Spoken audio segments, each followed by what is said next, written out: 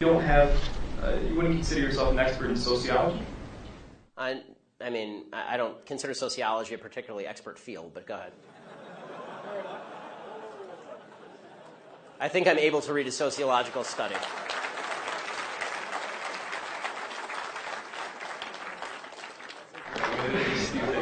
Study, but so you're not necessarily an expert. Yes, there are lots of fields of study. Right.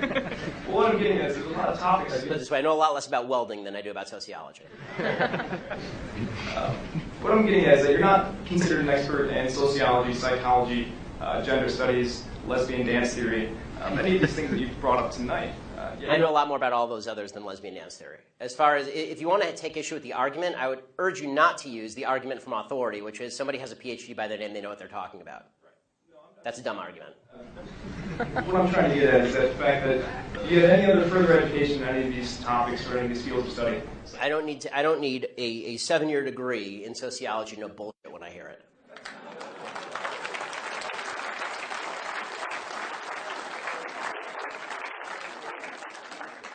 And granted, that's your opinion. Right. Because I'm here, yeah, giving it. That would mean that you're also offering kind of an unqualified opinion on a lot of these topics. See, again, you're just making the argument from authority. I don't think slapping a PhD from Ferris State next to your name makes you an expert in all things in the field in which you propose to speak. Okay, the fact is that either my argument's good or my argument's bad. Citing to my credentials is a really bad way of making an argument. It's like it's actually the equivalent of, it's so funny, when people do this, it's the equivalent of actually a religious person saying, citing to the Bible for an argument.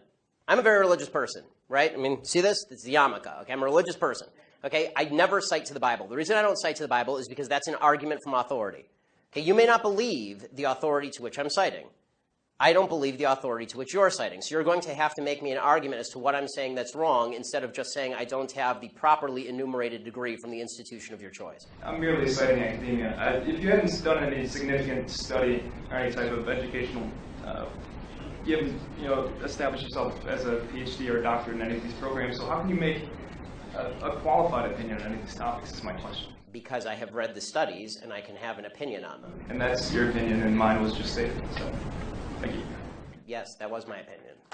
Understand that men are men and women are women, and they can't magically change sex. So Ben Ferguson, who's a talk show host in the middle of the country, he was on CNN with Chris Cuomo, and he was talking about this case in Texas that we talked about earlier in the week, in which this girl who is on steroids, I mean, she's on testosterone, she wrestled a bunch of other girls in the Texas high school wrestling championships, and she won. Because it turns out that girls on steroids are able to outcompete other girls. And this has been a problem ever since the East Germans used to drug up their women for swimming, and then they'd win all the medals, and then it would come out later that they were all drugged up. This has been a problem for a long time. Chris Cuomo, however, on CNN, who is thick as a block of wood, cannot understand why anyone would have objections to any of this. The irony is that if there were acceptance, we wouldn't have had this issue because this kid would be wrestling against boys. But just so we know, and for those as you're learning about this issue. But even then, though, here's... Let me just so people know. Here's the thing. Well, hold on, Ben. Sure. Let's just clarify one thing. The science you have to be very careful about, okay? But to say that we should change the entire way that sports is done because of one person and their decision to do something, that is unrealistic. But the premise is flawed because the logic requires you to believe that of course you do. That's why we're having the discussion. That transgender doesn't count. But it does count, and that's why we're having this bigger debate about what you allow transgender kids to have access to and what you don't. That if you are born a boy, that you use the boys' restroom / locker room. But what if you identify as a girl? You go in. But you're you're simplifying the idea of gender and sex. Look, we've heard this. This is not a novel concept. Chris, we have the Fourth Circuit. Chris, the Fourth Circuit just said what I'm saying. Okay, and the Fourth Circuit is wrong because this is silly. Okay, the fact is this.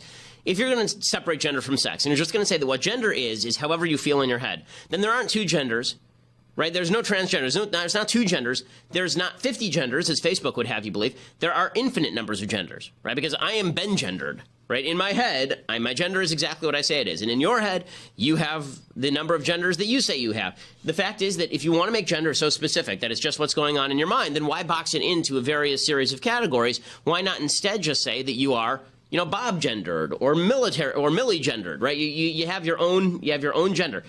the problem is once you separate off biology and gender, then you end up in this la-la land where basically we just say, okay, fine, we'll treat you as individuals with regard to your quote-unquote gender, but your sex is still the governing body. And that's the problem the left can't deal with. So instead what they try to do is they try to create this tenuous linkage between sex and gender, even though gender is basically a made-up term. Sex is sex. End of story. They've tried to basically say that you can have a female brain in a male body. There's no evidence of that. The scientific studies that try and make claims about neurological density between transgender men and transgender women being similar to the sex they claim membership to, those studies are very, very small in sample size. They typically survey like 7 or 8 people who are transgender. They're self-selected, so you don't actually have a good basis for comparison. Really what you'd want to do is sample 1,000 women and then see if all the women who had the most neurological density in certain parts of their brain, were all those women transgender?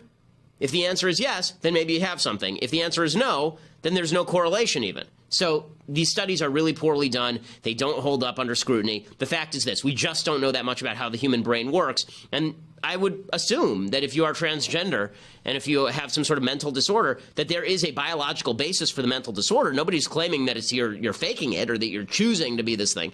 But that doesn't change the fact that your sex is your sex, and your sex is chromosomally determined. It is biologically determined. Chris Cuomo pretending he doesn't understand that. Maybe he doesn't understand